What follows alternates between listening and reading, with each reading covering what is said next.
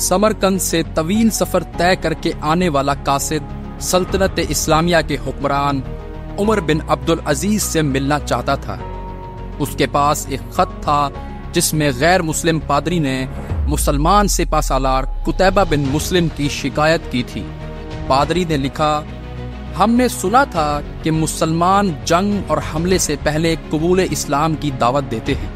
اگر دعوت قبول نہ کی جائے تو جزیہ دینے کا مطالبہ کرتے ہیں، اور اگر کوئی ان دونوں شرائط کو قبول کرنے سے انکار کرے تو جنگ کے لیے تیار ہو جاتے ہیں۔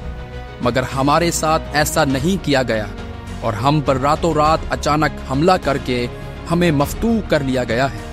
یہ خط سمرقند کے سب سے بڑے پادری نے سلطنت اسلامیہ کے فرمانروا عمر بن عبدالعزیز کے نام لکھا تھا۔ دمشق کے لوگوں سے شہنشاہ وقت کی قیام گاہ کا معلوم کرتے کرتے وہ قاصد ایک ایسے گھر جا پہنچا کہ جو انتہائی معمولی اور خستہ حالت میں تھا۔ ایک شخص دیوار سے لگی سیڑھی پر چڑھ کر چھت کی لپائی کر رہا تھا اور نیچے کھڑی ایک عورت گارا اٹھا کر اسے دے رہی تھی۔ جس راستے سے آیا تھا واپس اسی راستے سے ان لوگوں کے پاس جا پہنچا جنہوں نے اسے راستہ بتایا تھا۔ اس نے لوگوں سے کہا، میں نے تم سے اسلامی سلطنت کے بادشاہ کا پتہ پوچھا تھا، نہ کہ اس مفلوق الحال شخص کا جس کے گھر کی چھت بھی ٹوٹی ہوئی ہے۔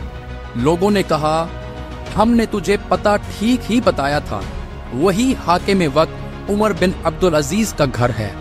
قاصد پر مایوسی چھا گئی اور بے دلی سے دوبارہ اسی گھر پر جا کر دستک دی۔ جو شخص کچھ دیر پہلے تک لبائی کر رہا تھا وہی اندر سے نمودار ہوا۔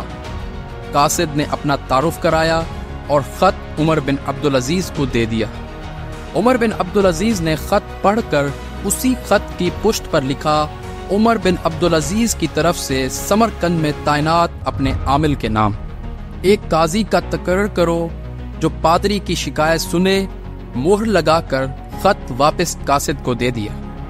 سمرقند لوٹ کر قاصد نے خط کا جواب اور ملاقات کا احوال جب پادری کو سنایا تو پادری پر بھی مایوسی چھا گئی۔ اس نے سوچا، کیا یہ وہ خط ہے جو مسلمانوں کے اس عظیم لشکر کو ہمارے شہر سے نکالے گا؟ انہیں یقین تھا کاغذ کا یہ ٹکڑا انہیں کوئی فائدہ نہیں پہنچا سکے گا، مگر کوئی اور راستہ بھی نہ تھا۔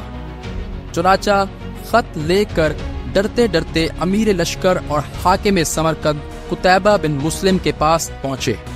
قتیبہ بن مسلم نے خط پڑھتے ہی فوراً ایک قاضی کا تعین کر دیا جو اس کے اپنے خلاف سمرقندیوں کی شکایت سن سکے۔ قاضی نے پادری سے پوچھا، کیا دعویٰ ہے تمہارا؟ پادری نے کہا، قتیبہ بن مسلم نے بغیر کسی پیشگی اطلاع کے ہم پر حملہ کیا، نہ تو اس نے ہمیں اسلام قبول کرنے کی دعوت دی تھی اور نہ ہی ہمیں کسی سوچ و بچار کا موقع دیا تھا۔ قاضی نے قتیبہ بن مسلم کو دیکھ کر پوچھا، کیا کہتے ہو تم اس دعوے کے جواب میں؟ قتیبہ بن مسلم نے کہا، قاضی صاحب، جنگ تو ہوتی ہی فریب اور دھوکہ ہے۔ سمرقند ایک عظیم ملک تھا، اس کے قرب و جوار کے کمتر ملکوں نے نہ تو ہماری کسی دعوت کو مان کر اسلام قبول کیا تھا اور نہ ہی جزیہ دینے پر تیار ہوئے تھے، بلکہ ہمارے مقابلے میں جنگ کو ترجیح دی تھی۔ سمرقند کی زمینیں تو اور بھی سرسبز و شاداب اور زور آور تھیں۔ ہمیں پورا یقین تھا کہ یہ لوگ بھی لڑنے کو ہی ترجیح دیں گے۔ ہم نے موقع سے فائدہ اٹھایا اور سمرقند پر قبضہ کر لیا۔ قاضی نے قتیبہ بن مسلم کی بات کو نظر انداز کرتے ہوئے دوبارہ پوچھا، قتیبہ، میری بات کا جواب دو، تم نے ان لوگوں کو اسلام قبول کرنے کی دعوت، جزیہ یا پھر جنگ کی خبر دی تھی؟ قتیبہ بن مسلم نے کہا، نہیں قاضی صاحب، میں نے جس طرح پہلے ہی عرض کر دیا ہے کہ ہم نے موقع سے فائدہ اٹھایا تھا۔ قاضی نے کہا، میں دیکھ رہا ہوں کہ تم اپنی غلطی کا اقرار کر رہے ہو، اس کے بعد تو عدالت کا کوئی اور کام رہ ہی نہیں جاتا۔ اللہ نے اس دین کو فتح اور عظمت تو دی ہی عدل و انصاف کی وجہ سے ہے، نہ کہ دھوکہ دہی اور موقع پرستی سے۔ میری عدالت یہ فیصلہ سناتی ہے کہ تمام مسلمان فوجی اور ان کے عہدیداران اپنے بیوی بچوں کے ساتھ اپنی ہر قسم کی املاک اور مال غنیمت چھوڑ کر سمرقند کی حدوں سے باہر نکل جائے اور سمرقند میں کوئی مسلمان باقی نہ رہنے پائے۔ اگر ادھر دوبارہ آنا بھی ہو تو بغیر کسی پیشگی اطلاع و دعوت کے اور 3 دن کی سوچ و بچار کی مہلت دیے بغیر نہ آیا جائے۔ پادری جو کچھ دیکھ اور سن رہا تھا وہ ناقابل یقین تھا۔ چند گھنٹوں کے اندر ہی مسلمانوں کا عظیم لشکر قافلہ در قافلہ شہر کو چھوڑ کے جا چکا تھا۔ سمرقندیوں نے اپنی تاریخ میں ایسا کبھی نہیں دیکھا تھا جب طاقتور فاتح قوم کمزور مفتوح قوم کو یوں دوبارہ آزادی بخش دے۔ ڈھلتے سورج کی روشنی میں لوگ ایک دوسرے سے سرگوشیاں کرنے لگے کہ یہ کیسا مذہب اور کیسے پیروکار ہیں، عدل کا یہ معیار کہ اپنوں کے خلاف ہی فیصلہ دے دے اور طاقتور سپہ سالار اس فیصلے پہ سر جھکا کر عمل بھی کر دے۔